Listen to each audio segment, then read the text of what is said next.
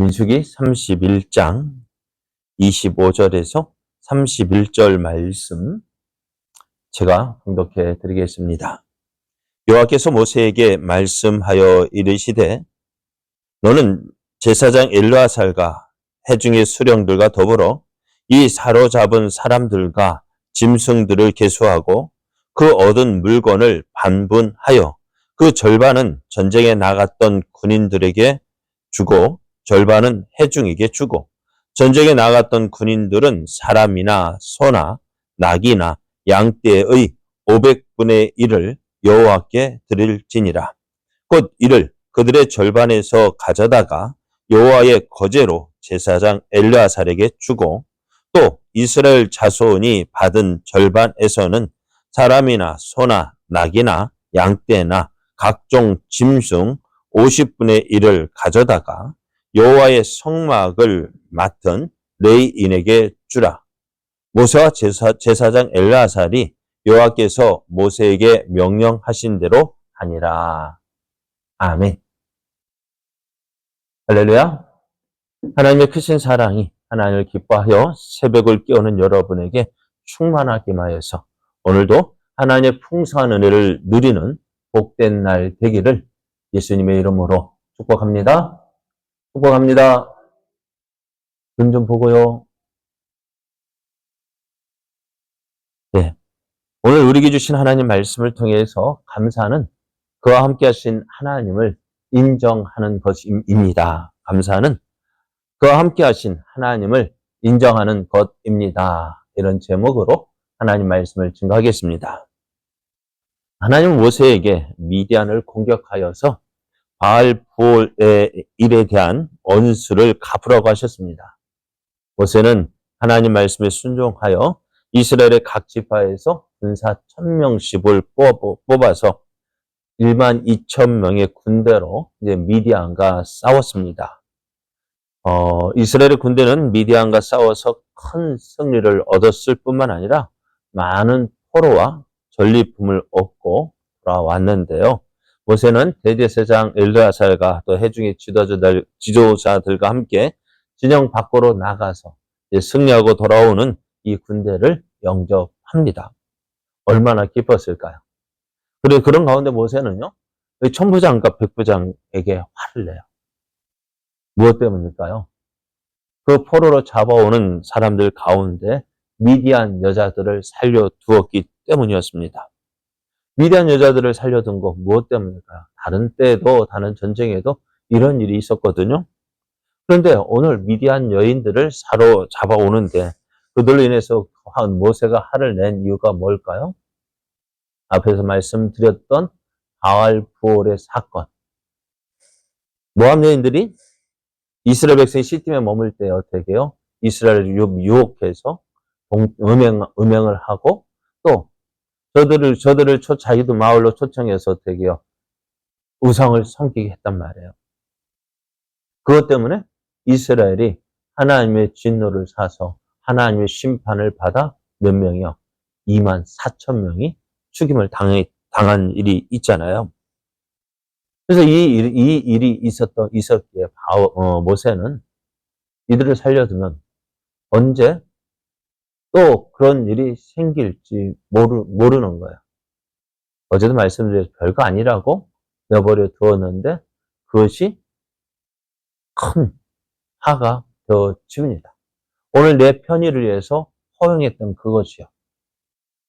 오늘 조금 편하자고 했던 그것이 어떻게요? 나중에 그것 때문에 큰 화가 임하는 것을 보잖아요. 이제 여호수아가 가나안 땅을 정복했을 때 에이 저것들이 무슨 힘이 있겠어? 남겨두었던 그 가나안 족속들로 인해서 이스라엘 백성이 어떻게 돼요? 우상을 섬기게 되어지고 또 나중에 이들이 하나님 앞에서 심판의 도구가 되어지잖아요. 그래요. 조금 허용했던 그것이 나중에는 큰 상처로 큰 가시로 돌아옵니다. 그래서 모세는 어떻게 해요? 이 미디안 여자들을 다 죽이라 명합니다. 그래서 눈앞에 이익을 쫓지 않고 가장 중요한 것, 그것을 지키려고 했습니다. 모세는 그렇게 이스라엘 백성들의 행위 명했고 이스라엘 백성은 모세의 명하는 대로 행했습니다. 이제 전쟁에서 돌아온 군대는 하나님께서 정하신 방법대로 정결의식을 행합니다. 어떻게 했을까요? 전에 이스라엘 백성이 붉은 송아지를 태워서 그 죄로 정결하게 하는 그 죄를 모으고 물에 타서 정결의식을 행하게 하고 그렇게 해서 정결케 된 일을 보았잖아요. 짐승을 잡아서 그 수많은 12,000명을 정결의식을 행한다고 어떻게 해요? 소를 잡는다면 어떻게 될까요? 그래서 아마도 이때에도 암송아지 죄를 가지고 물에 뿌려서 죄를 뿌려서 정결의식을 행했을 것 같아요. 그렇게 해서 이제 정결의식을 행하고 진영으로 돌아왔습니다. 진영으로 돌아올 때 이제 이스라엘 백성들이 군대에 나갔던 군대들이 많은 전리품을 가지고 돌아왔다고 했습니다. 그럼 이것을 어떻게 분배해야 될까요? 이것도 이대로 내버려 두었다가는 전쟁에 나간 사람들이 다 가지러 가면 어떻게 되어질까요? 뭔가? 그럴 거 아니에요. 뭔가 좀 불공평한 거 하지 않을까요? 내가 나가고 싶지 않아서 안 나갔어? 그죠? 내가 안 나가고 싶어서 안 나갔나? 그거 딱, 1,000명 뽑으라는데, 거기 내가 들지 않아서 못 나갔는데, 그거 안 나갔다고? 나 이렇게 불공평하게 대할 수 있냐고. 그죠? 그래서 하나님은, 그래도 그렇다고 해서, 전쟁에 나간 사람은, 야, 너 한번 싸워봤어? 지금 총알이 막 날아다니는 그 빗발치는 그거에 대해서, 목숨 걸고도 싸웠어? 나는 내 목숨값이야. 라고 말한다 해도, 어떻게 돼? 그러니까 나간 사람하고 안 나간 사람하고 어떻게 돼요? 서로 대립이 되어지는 거예요. 그게 문제가 될 것 같아요. 근데 하나님은 이 일을 먼저 아셨어요. 그러면 이 전리품을 어떻게 하냐? 어떻게 될까요? 우선은 그것을 반분하라고 했습니다. 아니, 먼저 그들이 가지고 전쟁에서 전리품으로 가져온 모든 것들을 계수하라고 얘기합니다. 포로로 잡아온 사람들, 또 전리품을 빼앗아 온 물건들 다 계수하라고 합니다. 그리고 그 다음에 어떻게 해요? 반으로 나누라 하십니다. 그래서 반으로 나눈 것 가운데 반은 전쟁에 나간 그 군대 병사들에게 나누어 주고 또 반은 전쟁에 나가지 않은 백성들에게 주라고 하십니다. 이 원칙은요, 이제 반을 나누어서 전쟁에 나간 사람이 반은 차지하고 반은 전쟁에 나가지 않은 백성들에게 나눠주라.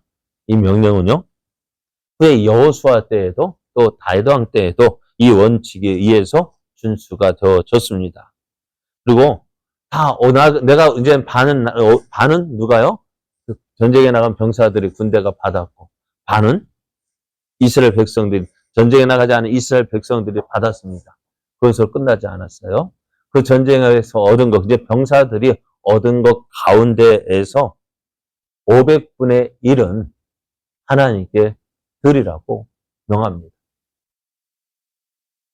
그리고 백성들이 분배받은 것 가운데에서 50분의 1은 떼어서 성전에서 성막을 맡아 수고하는 레위인들에게 나누어 주라고 합니다. 그래요? 왜요? 왜 그럴까요? 이 레위 지파에는 기업이 없잖아요. 그래서 그것을 나누어 주라고 합니다. 백성들은 어떻게 할까요? 해야 됩니까? 불평이 있을까 없을까? 없을까요? 불평 있을 것 같은데 워낙 많아가지고. 그래, 우리 권사님 같으면 불평 없겠지만 몇몇 사람은 왜 그렇게 해야 되는데 라고 말할 수도 있을 것 같아요. 그러나 오늘 하나님은 그렇게 명령하셨고요. 또 이스라엘 백성들은 그 하나님 말씀에 순종을 합니다. 그런데 이스라엘이 이 전쟁에서 얼마나 큰 승리를 거두었는지 그 내용을 보면은요. 오늘 읽지 않았어요. 32절 이하를 보면은 엄청나요.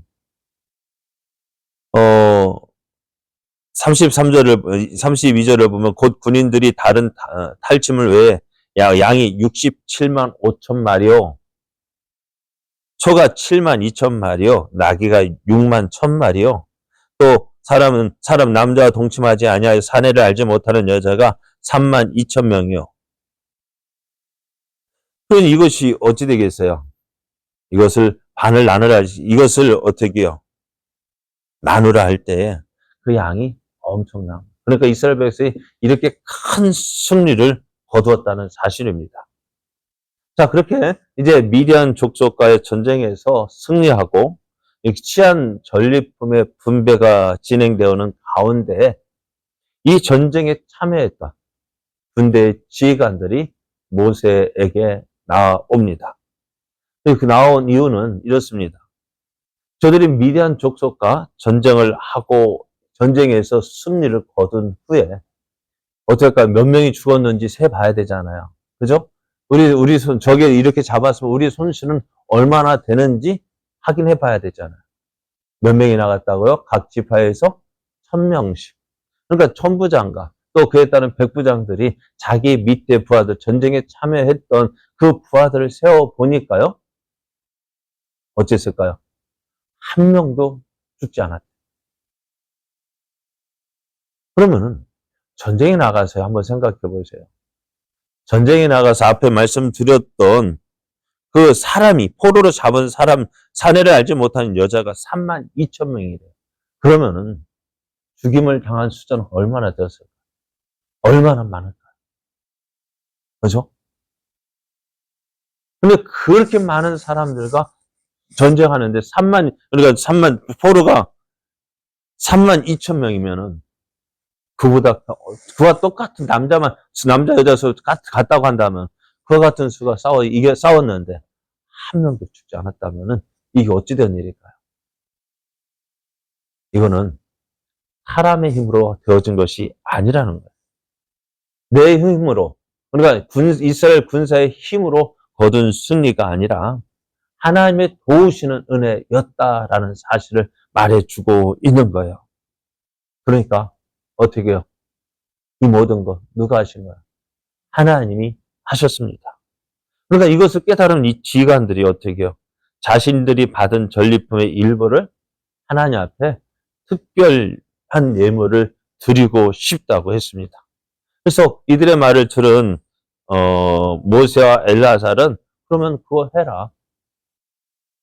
그래요. 우리가 하고 싶을 때 해야 돼.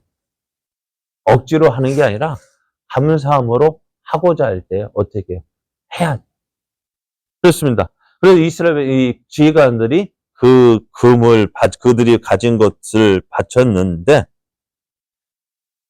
52절을 보면은 천부장과 백부장들이 여호와께 드린 거제 금의 도합이 16,750세겔이라 했습니다.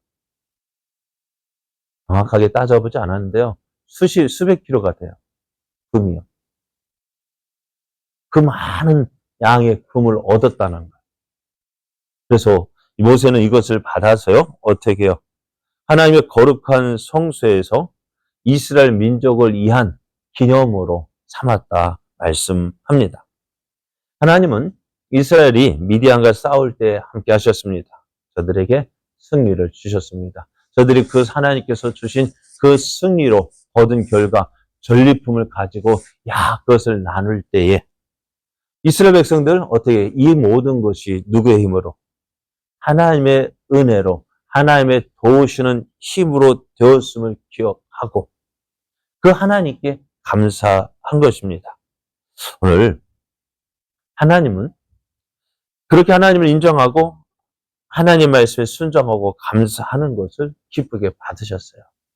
오늘 우리의 삶을 돌아보면은요, 매일매일 우리가 걸어가는 이 걸음, 그냥 우리가 당연하게 우리 은혜라는 찬송 보면은 당연하게 여겼던 그것이요. 당연한 것이 아니라 하나님의 은혜입니다.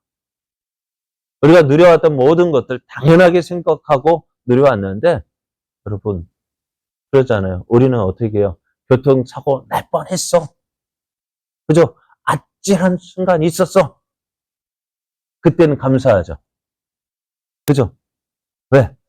하나님이 이렇게 지켜주셨구나. 그래서 사고가 났는데도 내가 이렇게 멀쩡해. 어떻게 감사해, 안 감사해요? 감사하죠. 사고 나는 가운데서도 이렇게 지켜주셔서 감사해. 아니, 이것만 다쳤어도 감사해. 네, 더 크게 다쳤을 텐데. 그럼 그것에 대해서도 감사해야 돼요. 그런데요, 사고 난 가운데서 지켜주시는 하나님의 은혜, 그거는 하나님의 은혜로 알고 감사하는데, 나는 여태까지, 지금까지 운전하면서 한 번도 사고를 내본 적이 없거든. 한 번 났나? 아니죠. 한 번도 낸 적이 없어요. 어떨까요? 그거 감사한 거 아닐까요? 누구는 사고 나서 이만큼 큰 사고였는데도 나 안전하게 지켜주신 것, 그것 감사. 나는 한 번도 사고 안 났거든. 어떤 게 감사할 일일까요? 사고 나는 가운데 안전하게 지켜주신 것, 그것만 감사할까요? 사고 안 난 것도 감사한 거 아니에요? 아무 일 없는 것도 감사한 거 아니에요? 그러니까 우리가 그것을 매 순간, 아, 이것이 하나님의 은혜구나. 이것이 하나님의 은혜구나. 오늘 나의 삶 가운데서 하나님께서 이렇게 함께 하시고 도우시는구나. 무슨 큰 전에 간증거리 있어야만 간증이 되어지는 것이 아니라, 그 간증거리 그 있어야 감사가 아니라 아무 일 없는 그 자체가 어떻게 해요? 감사한 이유가 되어지고요. 오늘 하나님이 나와 함께 하셨고 나를 도우셔서 큰 일 없이, 아니 아무 일 없이, 기억나는 일 없이 지나가는 그것이 어때요? 감사 이유 감사 제목이 아닐까요? 오늘 그것을 인정합시다. 하나님, 나 오늘 이러한 일이 있었는데 그것도 하나님을 인정하고 감사하는 것. 그것이 정말 우리가 매 순간 하나님 어떻게 인정하느냐? 어떻게 인정? 하나님 말씀에 순종하고 또 하나님께 감사하는 그것이요. 하나님을 인정하는 삶입니다. 하나님을 말씀에 순종하는 그 자체, 하나님을 인정하는 것이고, 또 지나온 가운데 순간순간 하나님의 은혜임을 기억하고 감사하는 것이 하나님을 인정하는 거예요.